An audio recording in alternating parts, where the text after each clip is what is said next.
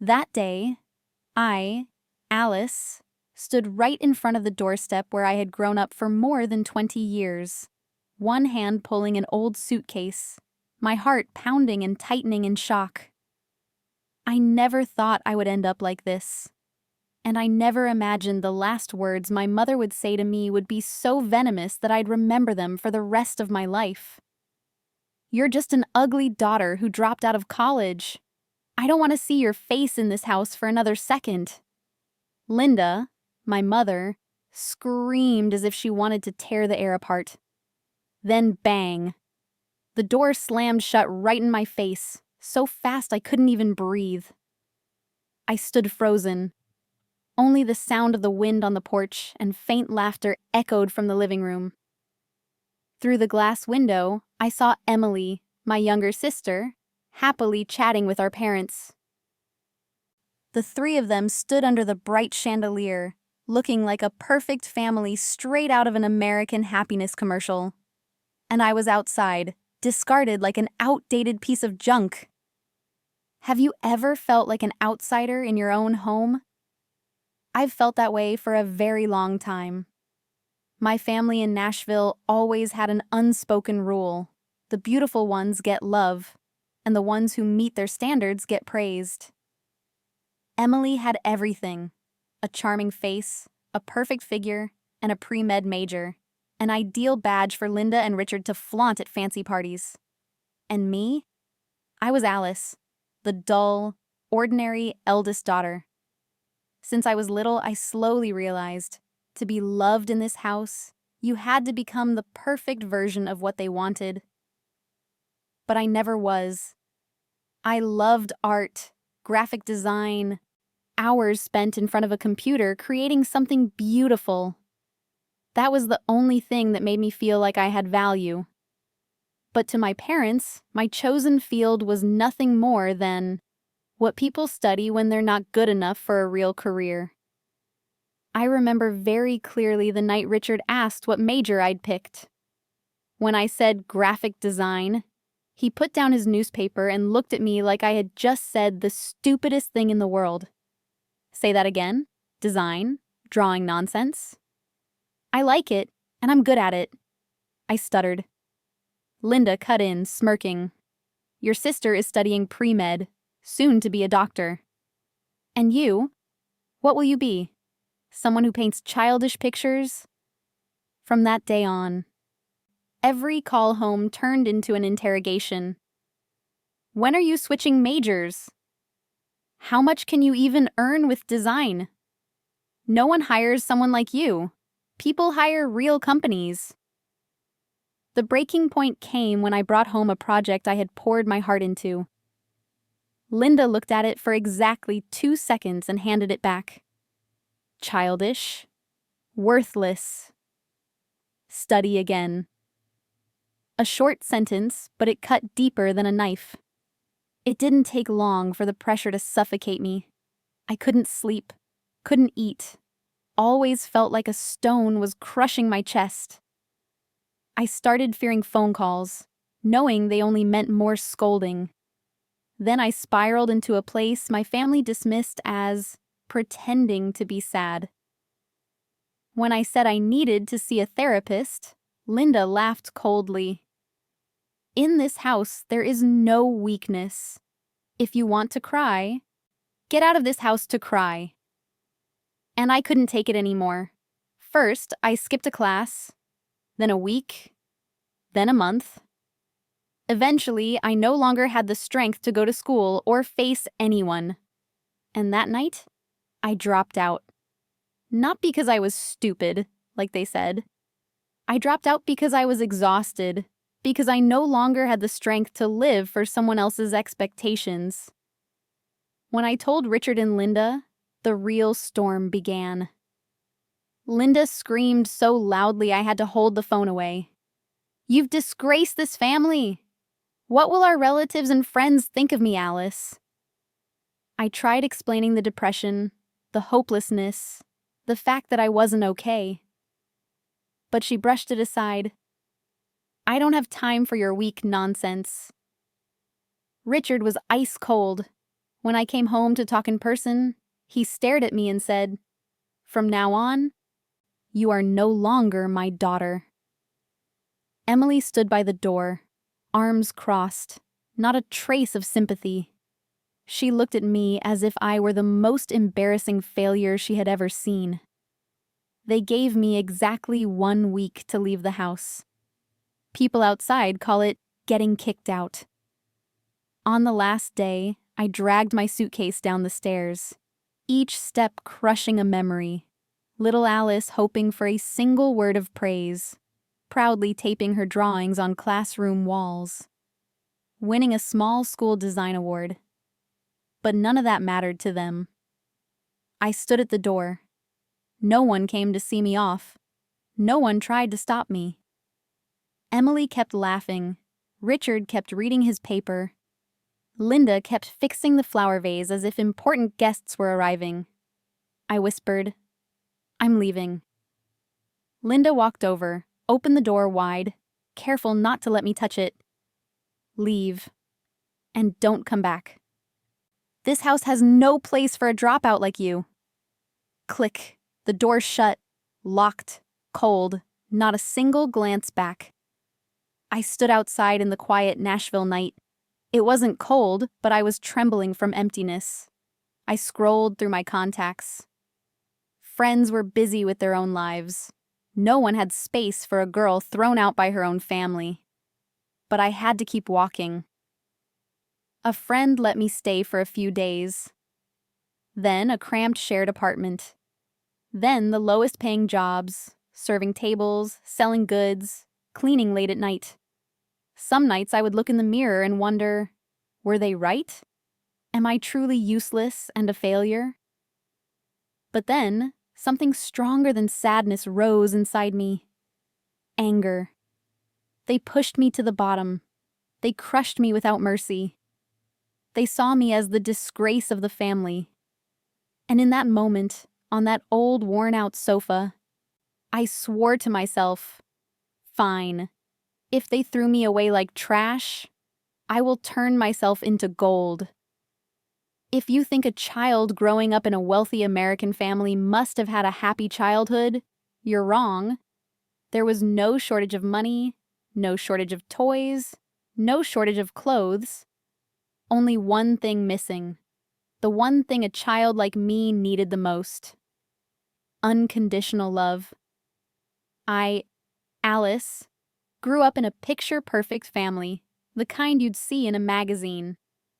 Richard, my father, owned a chain of high-end furniture stores in Nashville.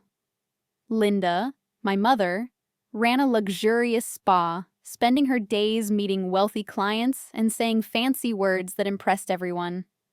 And then there was Emily, the little sister they pampered like royalty. As for me, I was just the other kid. From the outside, it looked like I had everything. But they didn't know the truth. To be acknowledged, I had to work twice, 3 times as hard. And sometimes, even that wasn't enough. When I was 5, Emily was already the golden child. Every Christmas family photo showed Emily in a glittery red dress, wearing an angel headband. I wore a blue dress Mom chose, so I wouldn't look too mismatched next to her. Linda always pushed me slightly to the side so Emily would look better in the frame. I didn't understand anything. I only knew that I always ended up standing in the spot meant for someone who didn't belong. Every year, when Richard held the camera, he'd say, "Emily, smile, beautiful." And for me, "Alice, stand up straight. Don't ruin the family photo." I was 5. I didn't know how heavy the word ruin was. But it was repeated enough times for me to believe I was truly less than Emily. Age 7. The first time I realized I wasn't the child they liked to show off in elementary school, I painted a landscape that my teacher hung on the achievement board. I was so excited I ran home with the picture in my arms. "Mom, my drawing got selected." The teacher said I have talent. Linda looked at it for exactly 1 second. 1 second. Then she said, "It's nice, but anyone can draw. Go practice your handwriting, it's terrible."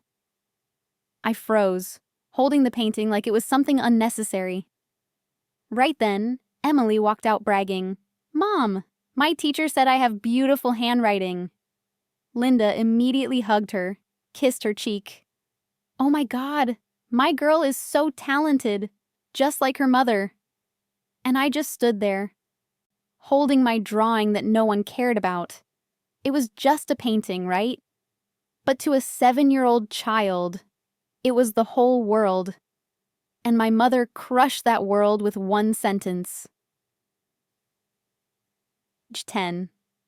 I began to see the favoritism clearly. Emily got ballet lessons. I did not.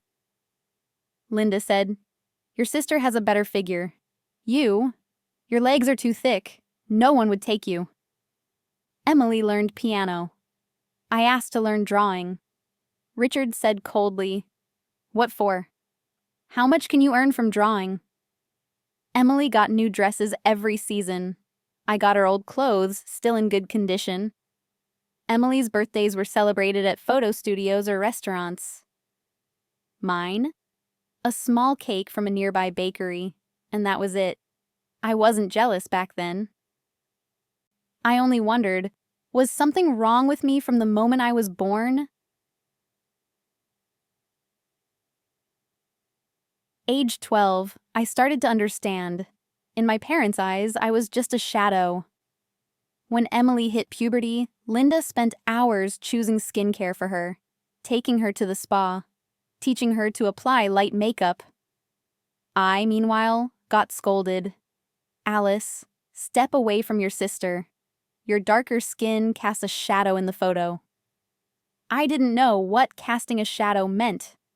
I only knew it made me feel like I was spoiling the family picture. Have you ever felt like your existence disrupted the space around you? I have. Right in my own home. Age 13. The moment that changed me forever, I entered a school poster design contest and won first place. I was so happy I ran home, imagining my parents cheering, "You're amazing, Alice. We're so proud of you." That's what I hoped for. But when I held up my poster, Richard glanced at it for 1 second and said, "Emily just got into the honor club at school. Learn from her." Linda added, "Your sister is smart, beautiful, and well-spoken. You just know how to draw. Just know how to draw." They said it like design was worthless, like the thing I loved meant nothing. In that moment, I understood. No matter how hard I tried, I would never be Emily. And in this house, only Emily was worthy of pride. Age 15. I started learning to stay silent. Every time I achieved something, they brushed it aside. Every time Emily achieved something, they threw a celebration. I once asked Linda, "Mom, are you ever proud of me?" She looked at me for a long moment, then answered with a sentence I can never forget. "When you start looking more like Emily, I will be." Look like Emily? How could I? I couldn't turn my face into her doll-like features. I couldn't study a major I didn't love just so they could brag. I couldn't become a copy of someone else. But my parents never understood that. They didn't love me. They loved the expectations they placed on Emily. Growing up in that kind of favoritism, you learn to shrink yourself. Carry your pain somewhere no one sees. Believe you'll never be good enough. And by the time I turned 18, I was 100% convinced that I was the defective child, the failure, the one my parents merely tolerated but never loved. I didn't know then that those wounds would lead me to dropping out at 22, and eventually being kicked out of my own home. But before that moment came, my childhood had already been worn away, little by little, by favoritism no one even bothered to hide. And if you think the story is cruel enough already, it wasn't. What happened next hurt me 100 times more. If there was one thing that pushed my life onto a tragic path, it was my choice of major. Not because it was wrong, but because it wasn't what my family wanted. You know the type of family that loves to show off? The kind who values reputation more than their child's happiness?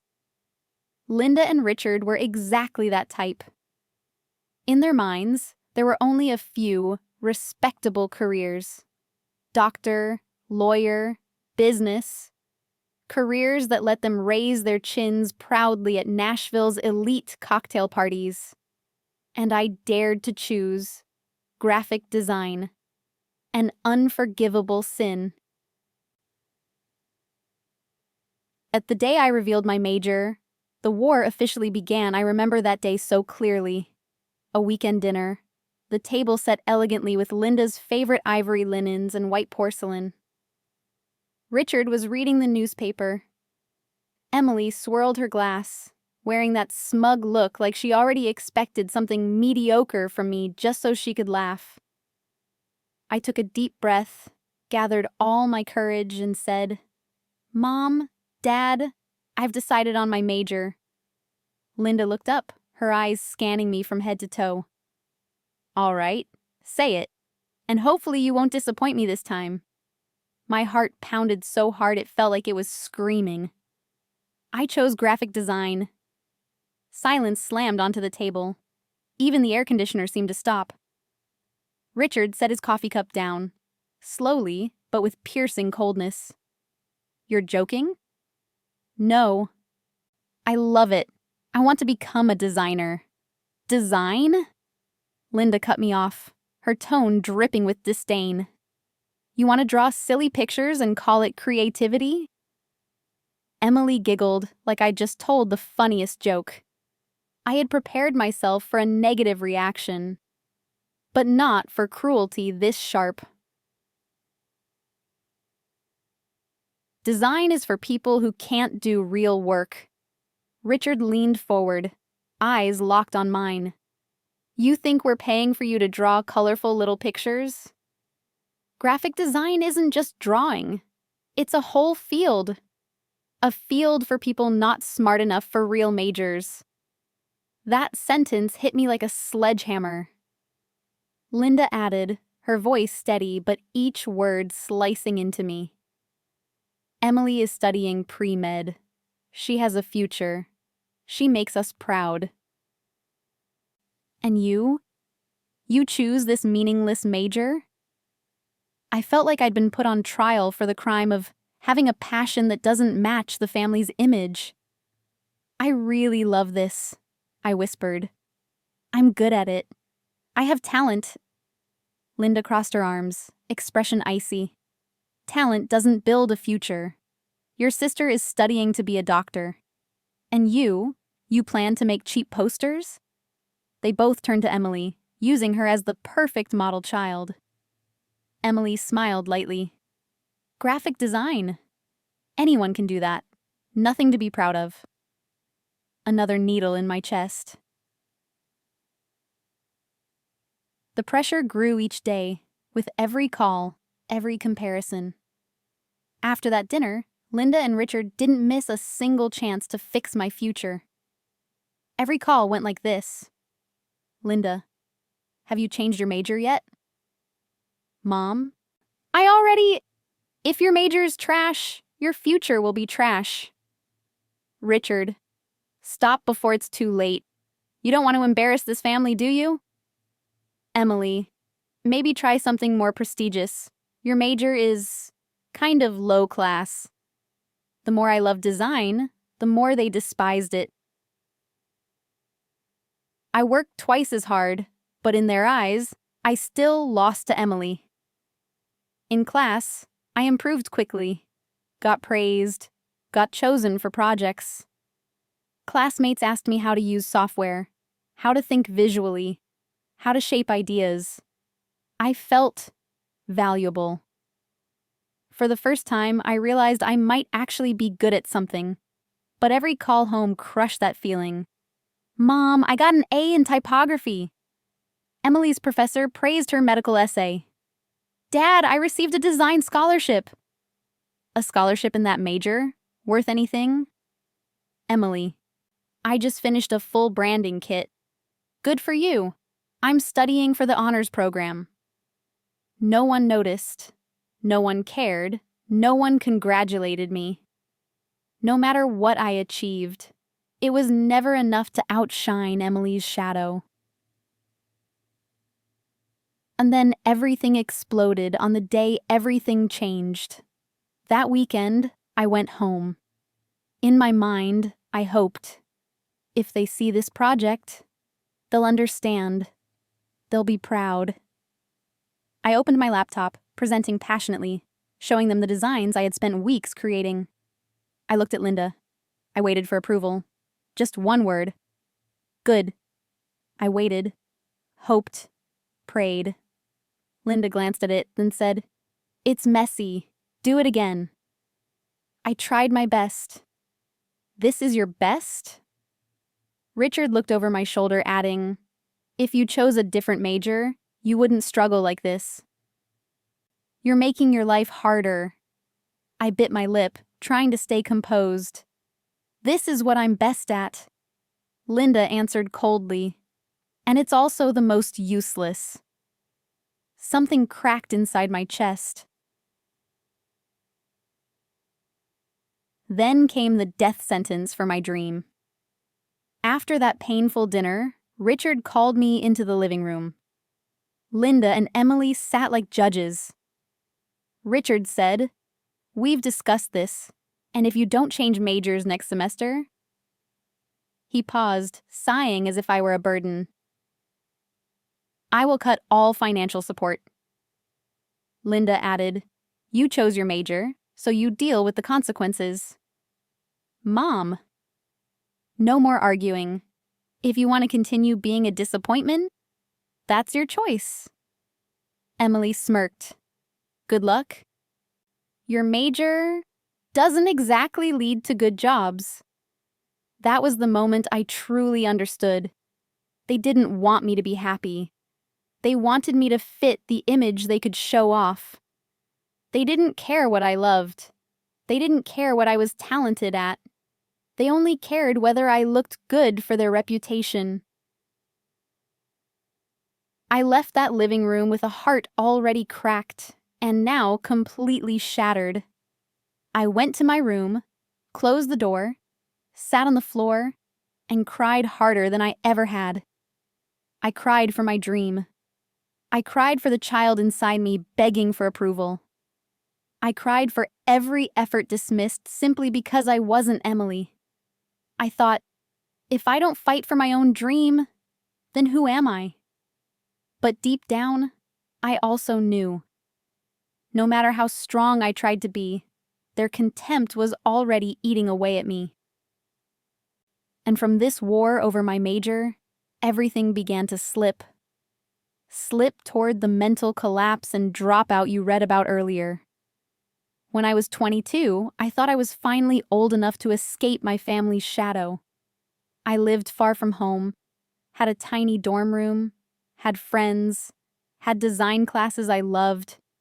I truly believed that distance would keep me safe. That away from them, I could finally be myself. But I was wrong. My family's cruelty could travel farther than I ever imagined. Every call from home became a courtroom interrogation. Linda never called to ask if I was okay, if I was eating well, if I'd made new friends. No. She asked only 3 things: my grades, my major, how much money I would earn in the future. Every time my phone rang, my heart clenched like someone was squeezing it. Alice, what do you plan to do with a design degree? I want to be a graphic designer. Will anyone even hire you? Do you think you're talented enough for that?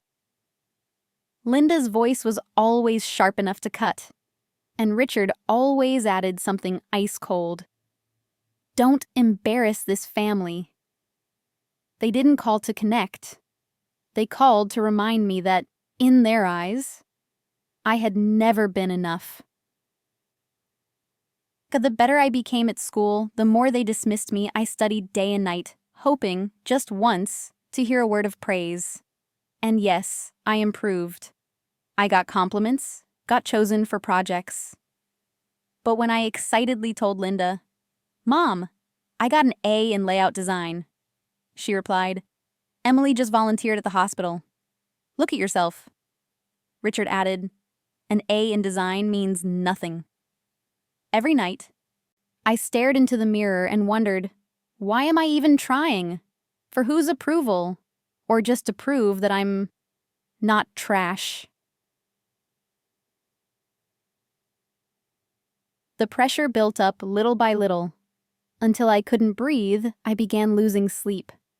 Long nights staring at the ceiling, heart racing, hands shaking for no reason. I started forgetting to eat. A whole day would pass, and I'd realize I'd only had a cup of coffee. I began fearing my classes, fearing the professor calling my name, fearing deadlines, fearing that one mistake would bring Linda's voice back. "See? I told you. You can't do anything right." Do you know how depression starts? It doesn't crash down like a storm. It drips, slowly, eating you away from the inside. And then came the breaking point, the moment I completely lost myself. One winter night, I sat in my room, staring at the glaring white screen of my laptop. A list of unfinished assignments, warning emails from the school, texts from my mother telling me to think about what you want to do with your life. It felt like a ton of bricks was crushing my chest. I burst into tears. For the first time in months, I cried like a child left out in the cold. I held my head and whispered, "I can't take it anymore. Mom, I really can't." But she wasn't there to hear me. My roommate knocked. "Alice, are you okay?" I shook my head. I'm not okay. I don't have anything left." Do you know that moment? That moment when you realize you're drowning and no one, not a single person, reaches out a hand? I was in that moment. Telling my mother about my pain, the biggest mistake of my life. The next day, I gathered all my strength and called Linda, hoping, foolishly, that she would finally listen. "Mom, I'm not okay. I'm tired. I'm scared. I think I'm depressed. I want to see a therapist." Linda cut me off, her voice sharp as a blade. "Stop acting, Alice. Depressed? Please. Busy people don't whine. You're just weak." I tried again. "It's not like that. I'm exhausted. You just need to work harder. Don't use mental illness as an excuse for laziness." They didn't believe me. They didn't want to believe me. Because if they admitted I was suffering, they'd have to admit they caused part of that suffering. And parents like them never accept blame. Richard later texted, "If your grades drop again, I'm cutting your financial support." I laughed through tears. Even mental illness to them was something you could fix by studying harder. I fell into the darkest spiral of my life. I stopped going to class, stopped replying to emails, stopped answering friends. In the morning, I couldn't get out of bed. At night, I couldn't sleep because my mind kept screaming, "Failure, worthless. You're nothing compared to Emily." Linda and Richard's words became the voice inside my head, looping endlessly like a tape designed to destroy me. I felt useless, felt like my future was nothing but a black hole. Then came the most painful decision of my life. I dropped out. I didn't want to. Truly, I loved design. It was the only thing that made me feel like I had any worth. But when breathing feels impossible, when waking up is a battle, when your mind begs to disappear, you run out of choices. I wrote the withdrawal email, my hands shaking. When I clicked send, it felt like the world collapsed. I cried again, but this time it was the silent kind. No tears left, just emptiness. Telling Linda and Richard, their reaction was worse than any nightmare. I called home, hoping, stupidly, that they would ask if I was okay. Instead, Linda exploded through the phone. "You brought shame to this family!" I'm sorry. You humiliated me in front of my friends. I'm really tired. Tired? That's what failures say. Richard said only one sentence, cold enough to freeze my veins. I don't have a daughter who drops out. Dad, don't call here again. And he hung up. No concern. No asking if I was safe. No asking if I had money to eat. No asking how much pain I was carrying alone. To them, I was just a stain on their perfect family portrait. That night, in the dark room, I realized I had lost everything. I had no school, no support, no family, just myself and the darkness. I sat curled on the edge of my bed, listening to the traffic outside, the wind sneaking through the doorframe, and I whispered, "Maybe. This is the end for me." But I didn't know then that from this very moment of despair, my life would turn in a direction even Linda and Richard could never predict. A direction that, one day, they would pay a heavy price for. After the day I was kicked out of my house, I, Alice, didn't just lose a roof. I lost the feeling of having somewhere to return to. A feeling most people take for granted. But for me, it disappeared in a single night, along with the slam of a door and the sentence, "This house has no room for a dropout like you." I walked out into the world with nothing but an old suitcase, a dying laptop, and a heart crushed by the very people who were supposed to protect me. I hit rock bottom, and rock bottom was deeper than I imagined. At first, I slept on the couch in my friend Jess's living room. She opened the door with shocked eyes.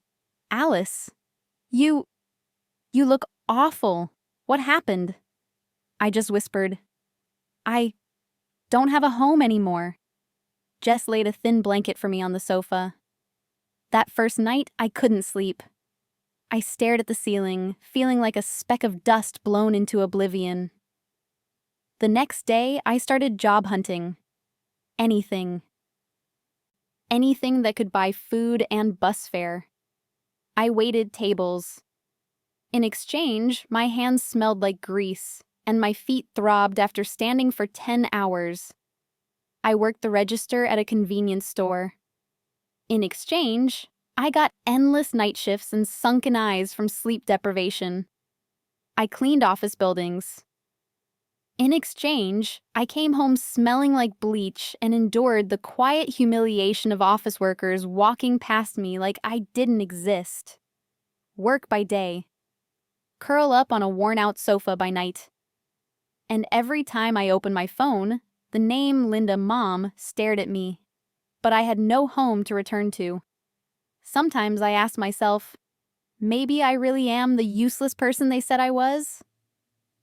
There were nights I sat at a bus stop at 1 a.m., so exhausted I wanted to cry, but had no tears left. One time, after a shift that ended near 2 a.m., Nashville's winter cut through my thin coat. My breath turned to white fog, and suddenly, I laughed. A stupid, hoarse, bitter little laugh. I laughed thinking of Emily in her expensive coat, my mother taking her to spa appointments, my father taking her out to dinners with high-end clients. I laughed thinking of them in their warm, luxurious home while I stood shivering on the street like someone homeless. And I laughed, because I realized I had truly hit rock bottom. But at the bottom, I found something important. Anger aimed in the right direction. One night, I came back to Jess's apartment exhausted, clothes greasy, hands burning, body shaking from the cold. Jess looked at me, worried. "Alice, you need to slow down."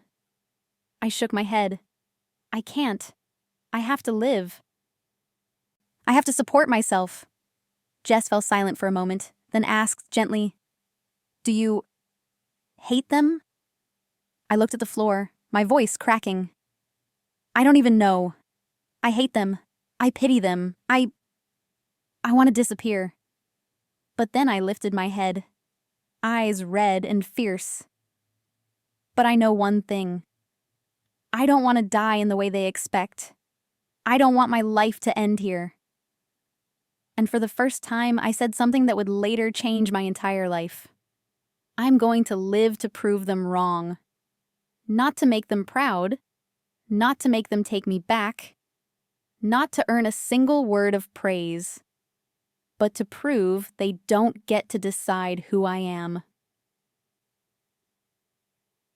I restarted my life using the very thing they called worthless: design. Yes, I was broke.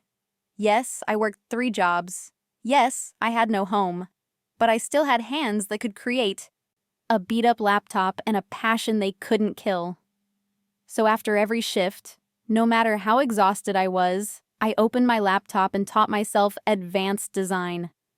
I watched tutorials, read free resources, downloaded templates to analyze, practiced until my hands shook. Some nights I fell asleep at the desk, my laptop still glowing. Jess would wake up and see me hunched over the table, then shake my shoulder. "Alice, go to sleep. You're going to get sick."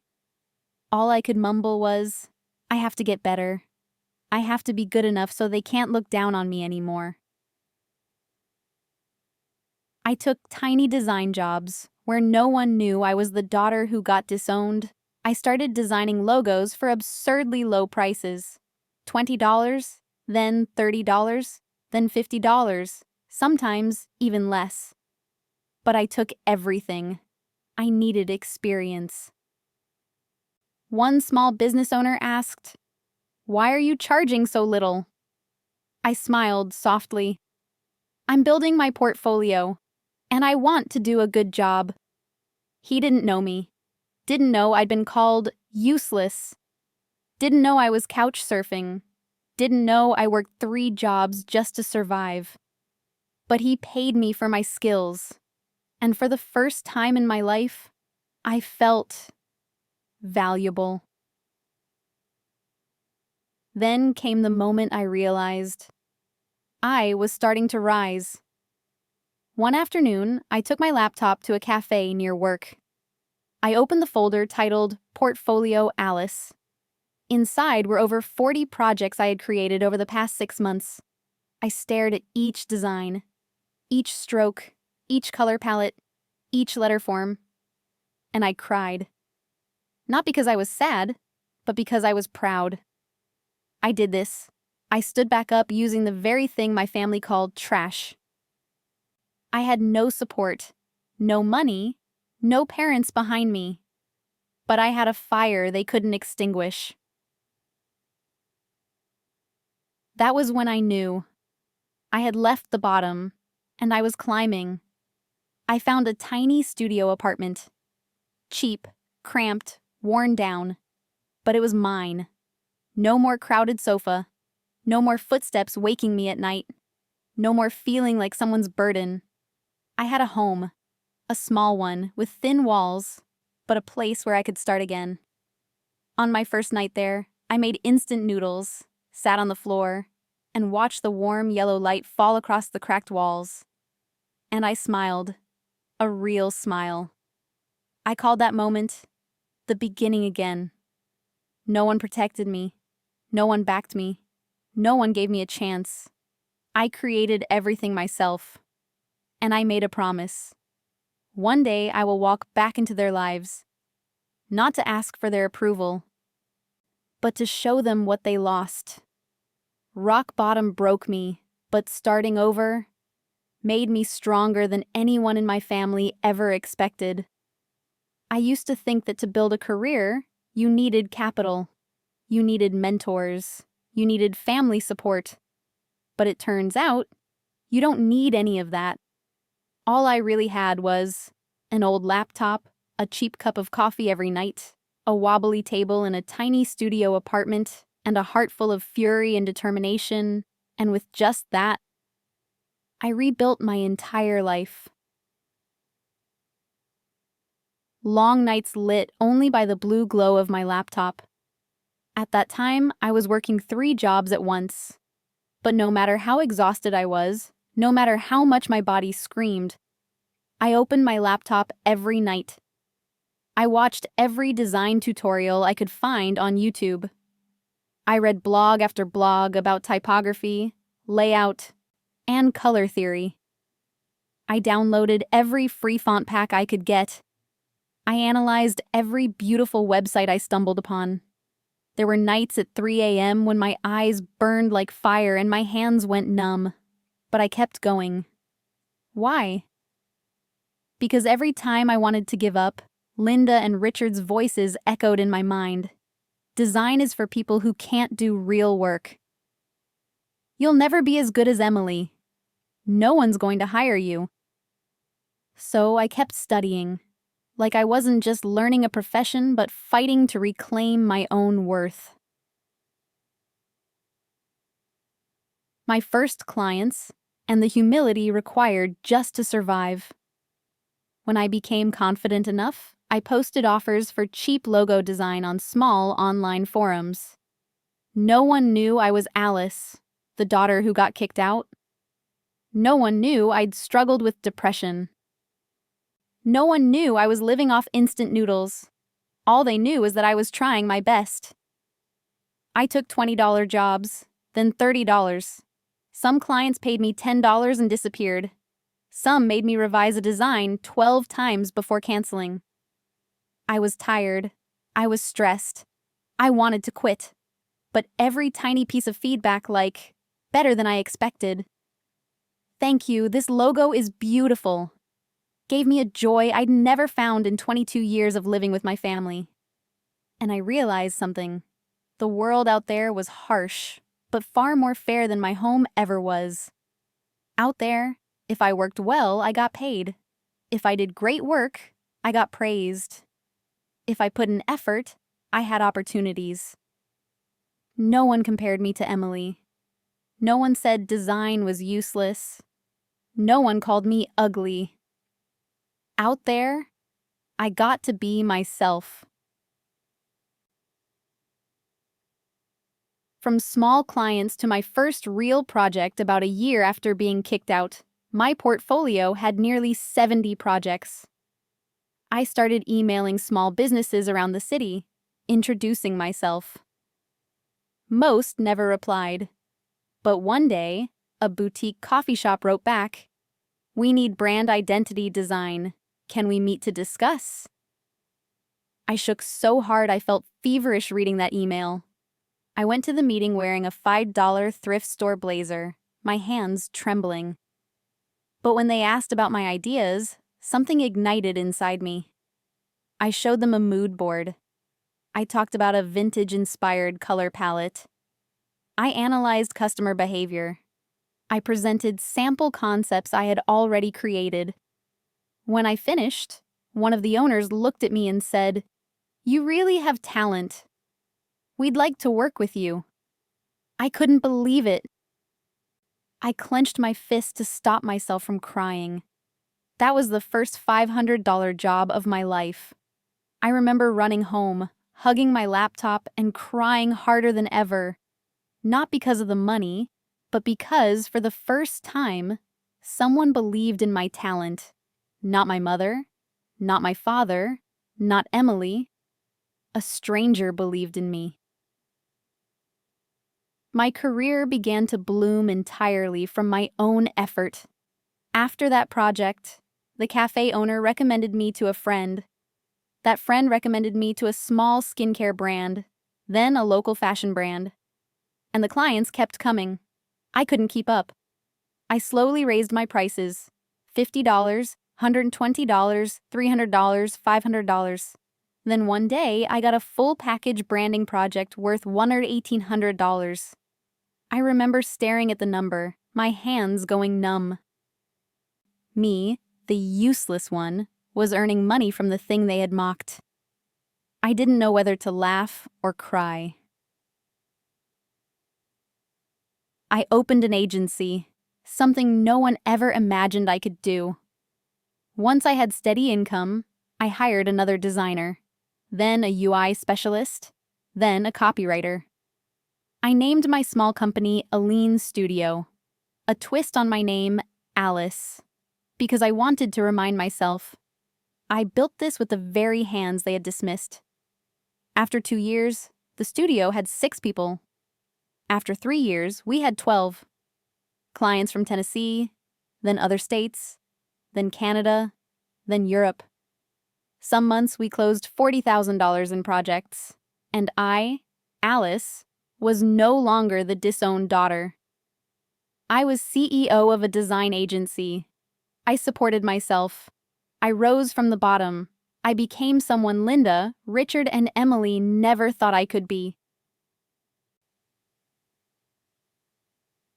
But I still hadn't faced them.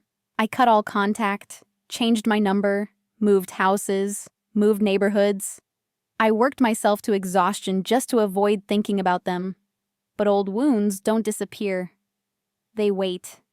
They linger. I knew. One day I would have to go back. Not to apologize. Not to reconcile. Not to seek love they'd never given me. But to look them in the eyes and say, I'm better without you.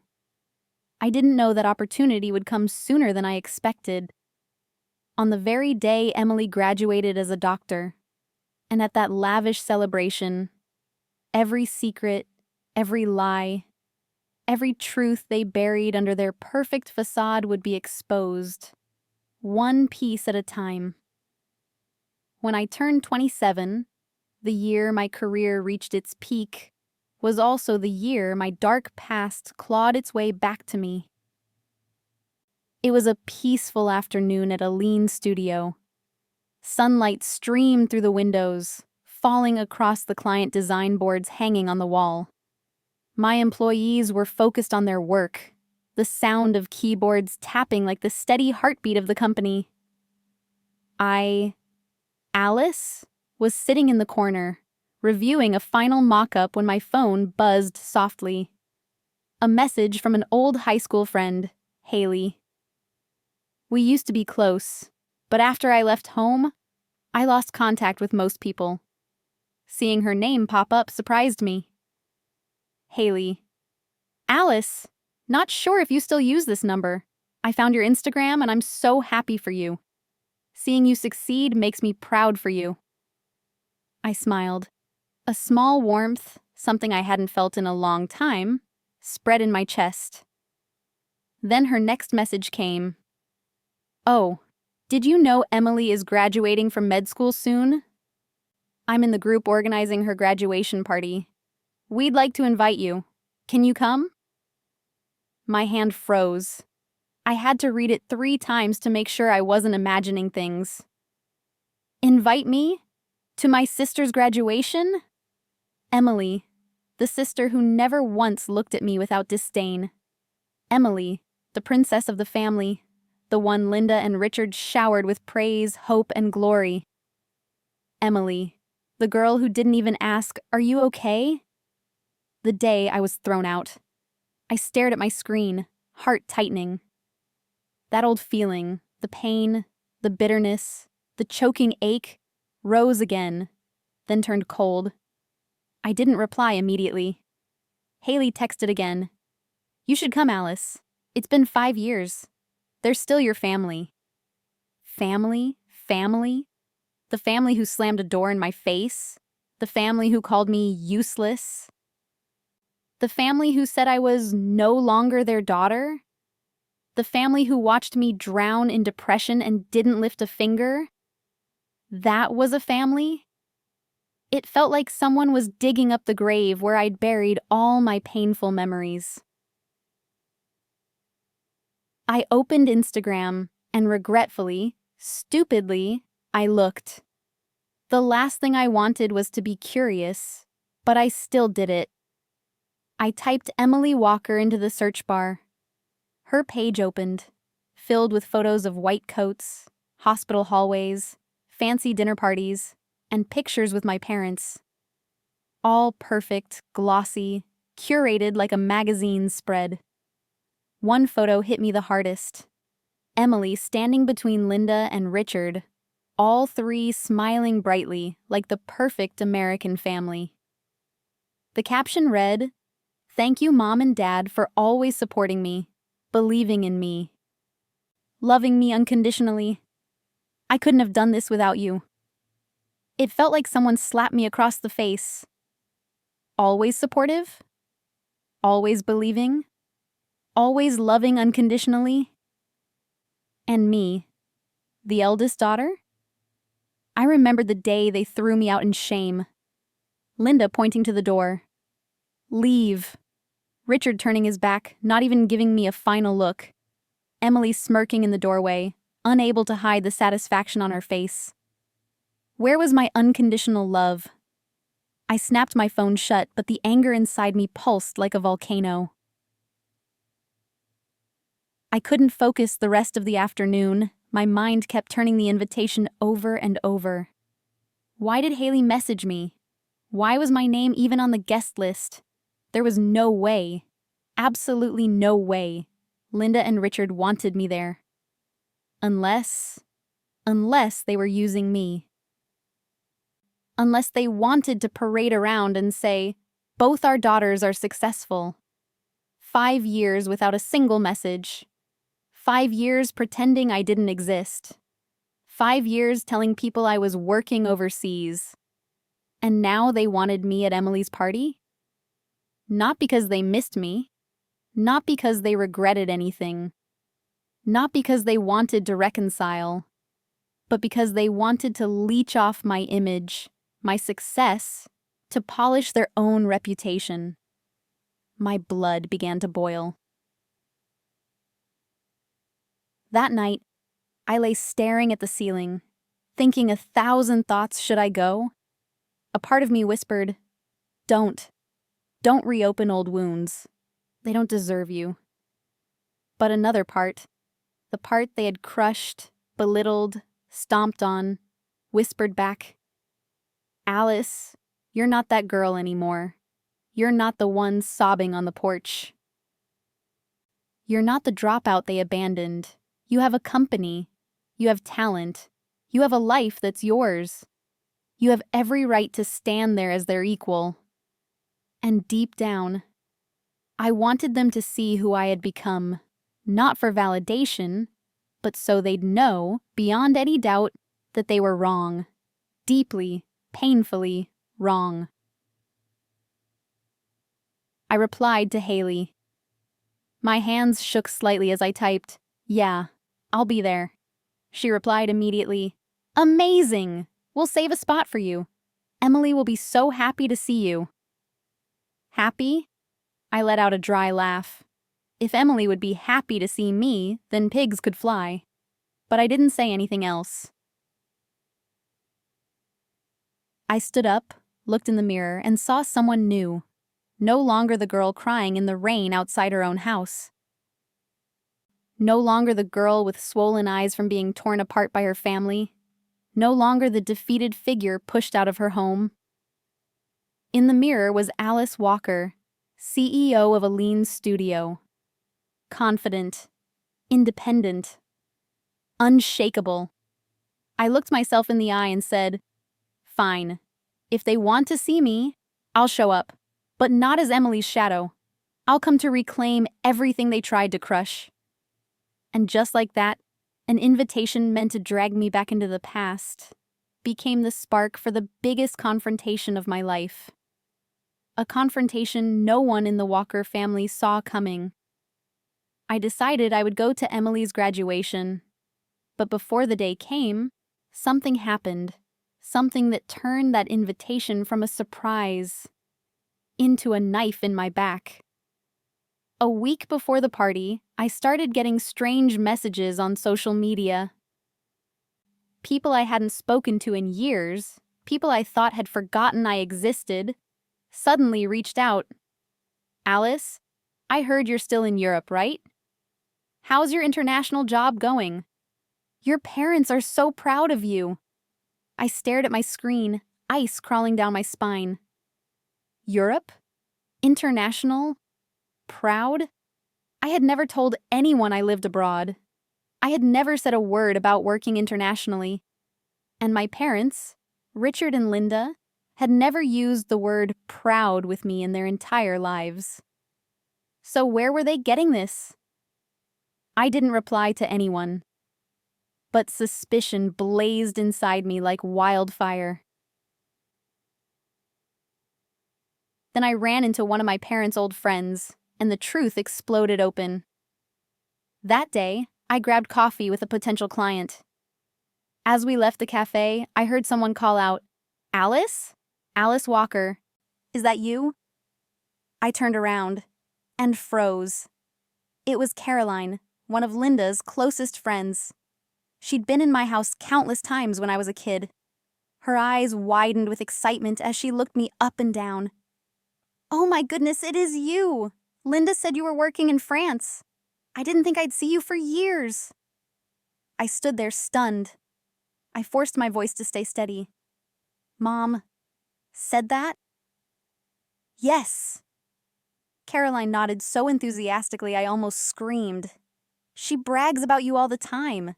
Says you work for an international company, constantly flying between countries, so busy you can't visit home." Each word felt like a blow straight to my chest. An international company? Flying between countries? Too busy to come home? All lies. I listened as Caroline happily repeated every fabricated detail Linda had fed her, and each sentence felt like a knife twisting deeper. "Oh, she even showed me some of your designs," Caroline added with a smile. "You're so talented. I had no idea you'd become so successful." My voice cracked. "Mom showed you my designs?" "Yes," she said they were for a company in Germany. I had to clench my jaw to keep from losing control. Linda didn't have any of my designs, not a single file. In 5 years, they hadn't asked what I studied, where I worked, or how I survived. So what designs was she showing people? Someone else's? Something she grabbed off the internet? Or did she just make everything up? I forced a polite smile.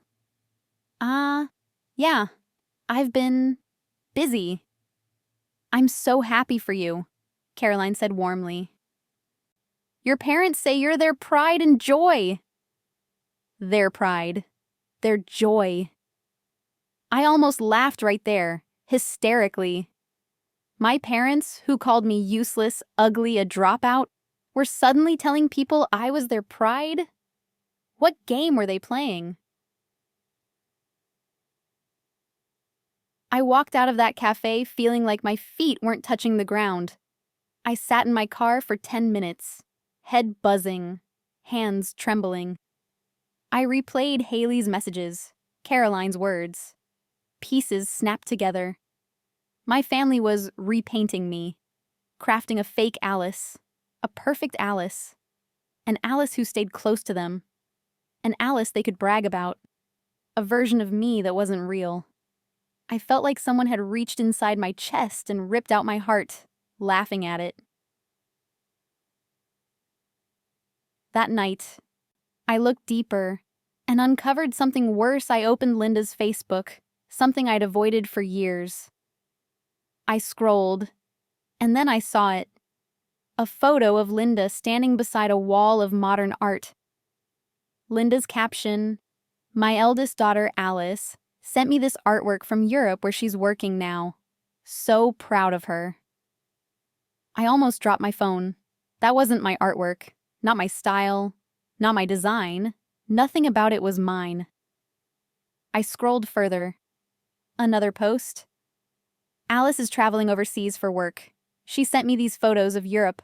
Beautiful. Photos? I had never taken those pictures. Never been to those places. Never lived that life. Where did Linda get them? Pinterest? Random Instagram accounts? Google Images? Then another post. Both my daughters are successful. One is becoming a doctor. The other works internationally. My throat closed up. They had created a fantasy version of me. A polished Alice, a convenient Alice, an Alice they could show off without ever acknowledging the real me they abandoned. I sat in my tiny apartment for hours, feeling betrayal down to the bone. I cried, not from sadness, but from the feeling of being erased. For 5 years, they never asked if I was alive, never checked if I had food, never wondered if I had a place to sleep. But they still used my name to brag. Used fake images of me to pretend they were good parents. Used a fictional version of me to complete their perfect family portrait. Me, the real Alice, the girl they kicked out, the girl who hit rock bottom, the girl who built her life from ashes, didn't exist to them. They didn't want the real me. They wanted a photoshopped version they could show the world. It felt like being stabbed. Not once, but over and over with every lie Linda told. And in that moment, I knew. I had to go to Emily's graduation. Not to celebrate, but to confront them. To rip off their mask. To see how far they had painted over my existence. I wiped my tears, looked at myself in the mirror and whispered, "We'll meet again, Linda. But this time, I'm not the child you threw out." I thought my family painting a fake version of me was the worst betrayal possible. I thought nothing could hurt more than that. But I was wrong. There was another knife, sharper, deeper, waiting just beneath the glitter of Emily's graduation party. The day of the party, I walked into the hotel not to celebrate, not to reconcile. I came to look directly into the eyes of the people who pushed me to the bottom, to see just how far their lies had gone. The event was held in a grand ballroom, golden lights, shimmering decor, champagne flowing like water. Emily stood in the center of the room in a pure white dress, glowing like some summer goddess, the exact kind of golden daughter Linda loved to flaunt. Richard wore a navy suit, shaking hands like some polished politician. I walked in and no one recognized me. Of course they didn't. 5 years ago, I was a skinny, sleep-deprived, broken girl with dark circles and unkempt hair. Now I was different. Completely different. Confident. Put together. Successful. I had become a version of myself they never imagined could exist. I stood quietly in a corner, observing. And then I heard something that changed everything. I overheard the phone call that shattered the entire story. I saw Emily slip out of the crowd and walk toward the service hallway. Curiosity tugged at me, so I followed at a distance. She entered a small room, didn't lock the door.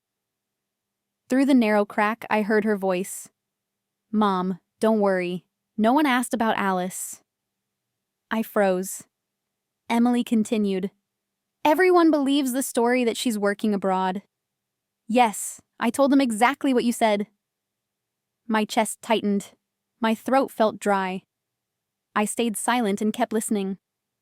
Linda's voice came through the phone, quiet but dripping in calculation. "Good. The important thing is keeping her away today. I don't want her ruining your moment."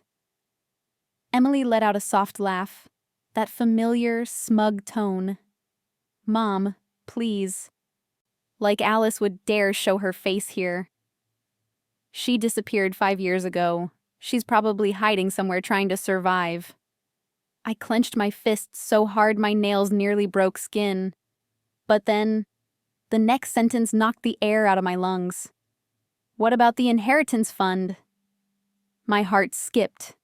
I thought I misheard. But Emily repeated it, slowly, clearly. I already talked to the lawyer. If Alice doesn't show up and doesn't contact anyone, we can argue she voluntarily severed ties with the family. I stared at the floor, stunned. She continued, voice ice cold and calculated. That way, we can request for her share of the inheritance to be transferred to me. Yes, the lawyer said it's completely doable. Just need a few more documents. A chill ran down my spine. I knew my grandmother had left an inheritance fund for both of us. I never touched it. I wanted to stand on my own. I didn't need their money. But I didn't know that Linda, Richard, and Emily were planning to steal it. I heard Emily lower her voice. Mom, Alice is gone. With her dropout record, the fact you told me to cut contact, and no one knowing you kicked her out, the judge will believe she abandoned the family. Yes, then the money will be mine. Linda answered, venom low and precise. Good. You deserve that money, not her. My entire body went cold, as if I'd been dunked in ice. The truth detonated in my head. My family was trying to steal my inheritance. They didn't just kick me out. They didn't just fabricate my life. They didn't just parade me like a decorative lie. They wanted to erase my last legal right, the one thing my grandmother left for me. This wasn't emotional neglect. This was a crime. My hands trembled as I pulled out my phone. I hit the voice recorder and captured every word, every sentence, every detail. When Emily spoke the final line, my blood turned to fire. Don't worry, Mom. Alice is gone. She's never coming back. A slow, dangerous smile spread across my face. Even I was surprised by how cold it felt. Never coming back? How ironic. I was standing right there, right outside the door. I heard everything. I walked back into the ballroom as a different person. Not Alice at 22, crying in the rain after being kicked out, but Alice at 27, CEO of a lean studio, independent, accomplished, holding evidence of my family's fraud. I stood in the center of the bustling room, watching Linda and Richard boast about Emily and about the eldest daughter working abroad. I looked at Emily, beaming in her white dress, unaware that minutes earlier she'd destroyed her own future with one careless phone call. Inside me, there was no pain, no trembling, no tears. Only one thought echoed in my mind. All right, let's see who disappears when tonight is over. They wanted to erase me. They wanted to steal what was mine. Then they would face the truth. The ugly girl they threw out, the dropout they disowned, the daughter they buried, was back. And this time, no one would be able to save them. After hearing Emily's phone call and recording everything, I stood in front of the restroom mirror at the hotel. The warm yellow light hit my face, calm, cold, sharp as a blade. No more trembling, no more hurt. No more asking myself, why did they treat me like this? There was only one thought left. They want to erase me from the family? Then let me show them. I'm not someone they can erase. I took a deep breath, adjusted my dress, smoothed my hair, and pushed open the door. Everything started with Richard's speech. When I returned to the ballroom, the stage lights were on. Guests gathered in a circle. Applause erupted as Emily stepped onto the stage with Richard and Linda. Richard held the microphone, smiling that polished, successful father smile. Ladies and gentlemen, thank you for being here today to celebrate our youngest daughter, Emily Walker, a hard-working, talented young woman who has always made us proud. More applause. I stood in the back, silent as a shadow. Richard went on. Our family is truly blessed with two successful daughters. Emily, the future doctor, and Alice, our oldest daughter, who's working internationally and traveling overseas, which is why she can't be here tonight. I let out a soft, bitter smile. Couldn't be here?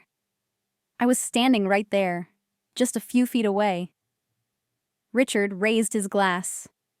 We are proud of both our daughters. That was enough. I stepped forward. The moment I spoke, the entire room froze. I didn't shout. I didn't rush the stage. I simply said one clear, icy sentence. Interesting.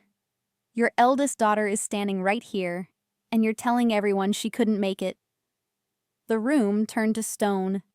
Over 200 people spun around to look at me. The music stopped. The chatter died instantly. Richard stiffened on stage, his face draining of color. Linda's mouth fell open, but no words came out.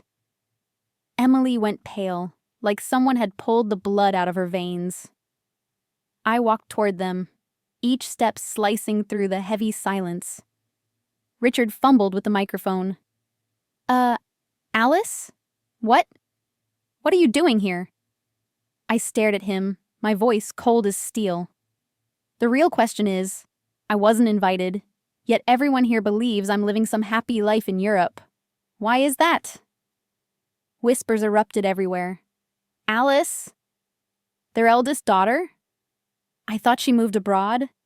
She looks so different. Linda tried to reclaim her elegant lady persona, but her lips trembled. Alice, we shouldn't talk about this here. Please. I cut her off. You've talked plenty. Tonight, it's my turn. Then I turned to the guests and began unmasking them. I exposed every lie they ever told. I took the microphone from Richard. His hand was shaking. I spoke clearly, calmly, dangerously calm. First, I want to thank all of you for believing the beautiful stories my parents have told over the past 5 years. Stories about me living in Europe, working international jobs, sending gifts from abroad, being too busy to visit home. I paused. The entire ballroom was breathless. But, unfortunately, not a word of it is true. A wave of murmurs swept across the room. I continued, louder. The truth is, I was kicked out of my house at 22, called useless, called a disgrace. They cut off all contact, never asked if I was alive. And while they told the world I was traveling in Europe, I was working 3 jobs just to survive. Gasps, hands covering mouths, eyes wide, turning toward Linda with disbelief. Linda's face flushed red. Richard looked like he wanted the stage to collapse under him. Emily stepped back, shaken. I looked at them all and said, "But that's not even the worst part." Then I revealed the inheritance scheme. I pulled out my phone and held it up. Because the worst part is finding out they tried to steal the inheritance my grandmother left for me. The air shattered. Someone dropped their champagne glass. Linda screamed, "Alice, that is a lie! You can't say—" I stared straight at her. Is it? Then let everyone listen to what Emily said, herself. I hit play. Emily's voice echoed through the ballroom speakers. If Alice doesn't show up and doesn't contact anyone, we can prove she abandoned the family. Then her inheritance can be transferred to me. The judge will believe it. We just need a few more documents. Don't worry, Mom. Alice is gone. She won't come back. The room exploded with shock. Emily burst into tears, shouting, "Alice, you misunderstood. I wasn't—" I turned to her. "That voice, is that yours or someone else's?" She went silent. Linda tried again. "This recording is? It must be edited." I smiled. A sharp, deadly smile. Edited? How convenient. Too bad I was standing right outside the door, listening to the entire conversation. And I can submit the original file to any lawyer you want. Richard stumbled forward. "Alice, stop." I looked him straight in the eye. "Stop which part? The part where you invented a fake life for me? Or the part where you tried to steal your own daughter's inheritance?" He froze. The final blow, my declaration to the entire ballroom. I turned back to the crowd. "I'm not here for sympathy. I'm here for the truth. I never lived in Europe. I wasn't loved by my parents these last 5 years. I built my career alone, without a single penny from them." Then I faced Linda and Richard. "And starting today, you don't get to use my name to brag ever again." Linda whispered, trembling, "Alice, we're still family." I laughed, quiet but cold. "Family? What kind of family tries to steal their child's money?" Silence. Heavy. Suffocating. I dropped the microphone onto the table and walked away. I didn't walk out like the broken girl I was 5 years ago. Behind me, I heard people shouting, "Alice! Wait! We can explain!" But I didn't look back. 5 years ago, I walked away from them in tears. Today, I walked away a victor. As the ballroom doors closed behind me, I exhaled deeply. My chest felt lighter.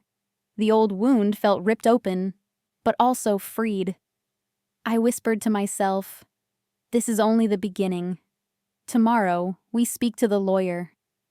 And I walked into the Nashville night, my steps steady, my head high, like a survivor, a warrior, and a woman who had reclaimed her dignity from the very people who tried to destroy it. When the door to the lawyer's conference room closed behind me, I, Alice, stood still in the hallway and drew a long breath. Not the breath of a victor. Not the breath of someone fueled by hatred, but the breath of someone finally free. 5 years of living under the shadow of insults, pressure, comparisons, and abandonment evaporated like smoke. But behind me, in that cold, sterile room, the Walker family had just taken their first step into a downfall they would never recover from. Richard, the once powerful man now reduced to a shadow. Richard sat there in his expensive suit, but his face was the color of ash. He was no longer the stern, unshakable father who once said, "I don't have a daughter who drops out." Now he was just a man who had signed a document admitting he tried to steal his own daughter's inheritance. As I walked away, I heard him exhale, a long, hollow sigh heavier than any apology. He may not have realized it, but at that moment, the image he spent decades building, the perfect father, the honorable businessman, the pillar of society, collapsed. Not in the eyes of his friends. Not in the eyes of the business community he loved to impress, but in his own. Linda, from powerful socialite to the woman everyone avoids, Linda had always been obsessed with image, always polished, always terrified of gossip. So when I exposed her in front of over 200 people at Emily's celebration, it was nothing less than a public execution for her. After the party, rumors spread through Nashville like wildfire. Some guests had recorded everything. Some had taken videos. Some even posted them with captions like, "The Walkers aren't as perfect as they claim." And in the brunch circles, women's clubs, and charity meetings that Linda cherished, she became the hottest topic. She kicked out her own daughter. She tried to steal the inheritance. She faked her daughter's life just to brag. Everything about her was a lie. Linda used to be invited everywhere. Now, no one called her. Cruel but fair. People who build their worth on lies eventually get buried by them. Emily, the once shining princess now questioned for her ethics, Emily always believed life would hand her roses. She was used to protection, privilege, and problems solved with her parents' money. But medicine isn't the high society world she grew up in. A future doctor involved in an inheritance theft scheme against her own sister? That's an ethical catastrophe. And Nashville is smaller than you think. News travels fast, especially in hospitals. A week after the graduation party, Emily was summoned to explain the situation, as the faculty had concerns regarding her moral judgment. The result? Several hospitals rejected her residency applications. She fell apart. One day, I received a long email from her. It began with, "You ruined my life." I read it and laughed quietly. I didn't ruin it. The truth did. And Emily put herself in that position. Richard lost partners. Linda lost friends. Emily lost opportunities. The Walker family, once standing tall like a proud oak, was uprooted by the very storm they created. Friends distanced themselves. Business partners cut ties. Their reputation plunged into the abyss. But the most important part? They lost the one thing they wanted most: control over me.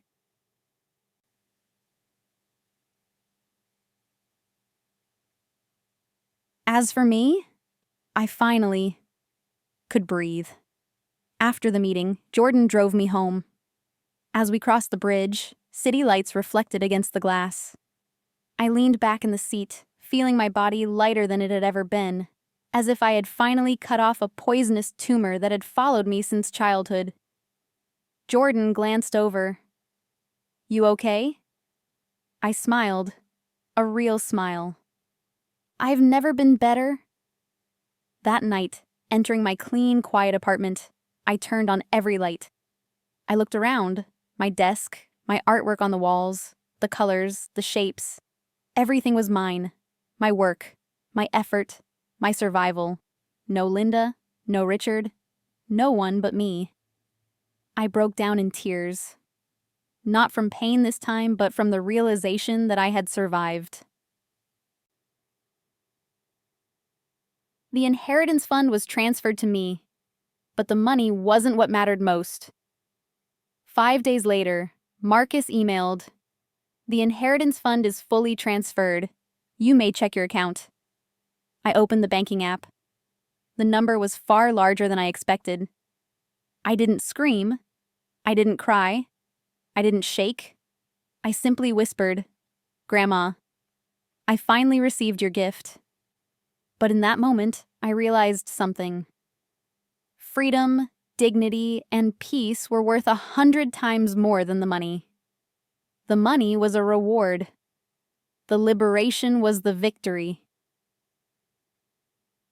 I, Alice Walker, finally cut the chains that bound me since childhood. The Walker family collapsed. But I didn't gloat. I didn't seek revenge. I didn't cling to bitterness. I simply watched from a distance as their lies crushed them under their own weight. And I was reborn. I slept the deepest sleep I'd had in years. And when I opened my eyes the next morning, for the first time, the world felt wide and light. No more Linda's shadow. No more Richard's shouting. No more comparisons to Emily. No more echo of that slammed door from years ago. Only Alice. Truly and fully. A free Alice. An Alice wealthy in her own way. and Alice strong enough to face her past and walk away victorious. 6 months after the day I confronted the Walker family, my life had changed so much that if I told the 22-year-old Alice about it, she probably wouldn't believe a single word. No more trembling. No more nights crying myself empty. No more voices haunting my youth. You're useless. You're not loved. You'll never be as good as Emily. The Walker family collapsed beneath society's whispers. And me? I rose, grew, and shined in a way I chose, not in the way they demanded. From a tiny studio to the office of my dreams, a lean studio had expanded 2 full floors. The 6-person team was now a 20-member force. We had a photography room, a video production studio, a lounge where my team could breathe and recharge, and a massive Hall of Fame wall displaying our biggest projects. Clients from across states sought us out. Even international companies reached out. And in the Nashville design world, the name Alice Walker was no longer the girl who got kicked out. It was one of the most talented, resilient young founders in the industry. But what I was most proud of was not the money, not the reputation, not society's validation. It was the fact that I succeeded without ever sacrificing my dignity or trading my soul for the fake love of my family. I realized the greatest victory isn't defeating them. People kept asking me, "Alice, how does it feel to get your revenge? Alice, do you feel satisfied watching them fall? Alice, does it hurt to see them collapse like that?" At first, I thought I would feel triumphant, happy, vindicated. But when I stood in my office, watching my team work, staring at the empire I built from nothing, I understood. True victory isn't when others fall. True victory is when you stand tall, even after they tried to crush you. I didn't care about the Walker's reputation. I didn't care whether Emily got a residency. I didn't care if the social circles erased Linda from their brunch lists. I didn't care if Richard lost his partners, because ultimately, they no longer had any power to hurt me. That was true freedom. One afternoon, I stood on the rooftop and remembered the 22-year-old girl I closed my eyes and saw myself years ago, standing outside the porch, suitcase by my feet, tears rolling as my mother screamed at me. I heard the door slam, heard Linda's rage, heard Richard's cold silence, heard Emily's mocking laugh. But this time, when the memory returned, I didn't tremble. I smiled at that girl, that thin, exhausted, hopeless girl who thought her life had ended.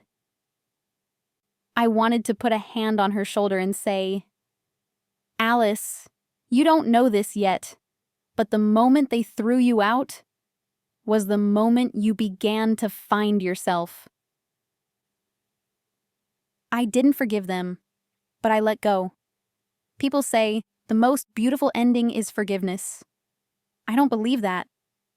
I didn't forgive. I didn't need to forgive. But I let go. I let go of the bitterness. Let go of the pain. Let go of the expectation that family must love unconditionally. Let go of the illusion that they would change. I didn't forgive them because they didn't deserve it. I let go because I deserve the peace. Let go to move forward. Let go to be free. Let go so the past could no longer pull me backward. Of the greatest maturity, realizing that I don't need to be loved to have value. My parents didn't choose me. They chose Emily, the golden child. They chose reputation. They chose a polished image. But I chose myself. And that alone was enough to build a life brimming with color. Not the colors Linda wanted. Not the colors Richard imagined. Not the colors compared to Emily. But the colors I created. One day, I received a call from Dr. Gregory. He proposed a long-term collaboration. This time, not because we met at a party, but because he had reviewed my work and genuinely respected my skill. We signed the contract, a major project opening the door for Aline's studio to enter the medical industry. And as I put pen to paper, I realized I had reached a height my family never imagined possible. And I reached it with the same hands they once called worthless. And after everything I've been through, I've learned one truth. No one can take your worth away, unless you hand it to them. I once thought I was worthless. I once believed every cruel word my family said.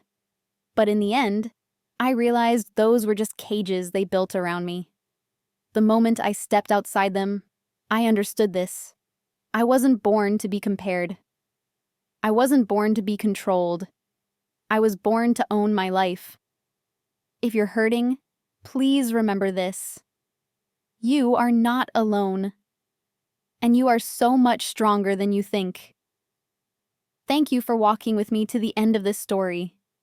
If my journey inspired you, don't forget to subscribe, hit like, and leave a comment so we can share even more stories together. See you on the next journey.